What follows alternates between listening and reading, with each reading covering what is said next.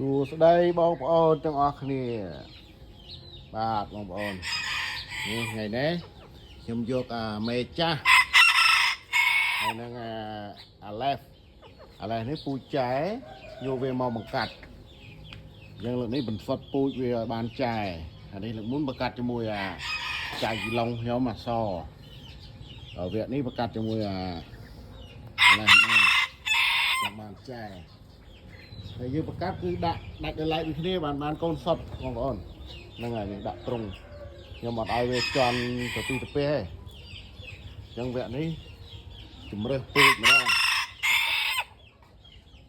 ឥឡូវត្រូវគ្នាហើយមេជន់ត្រូវគ្នាហើយជះរៀង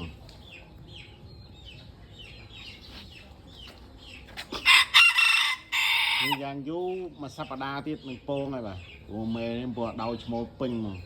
អញ្ចឹងយើងបំពន់វាបន្តិចដាក់ចំណីពងឲ្យវាស៊ីមួយរយៈទៅបាទ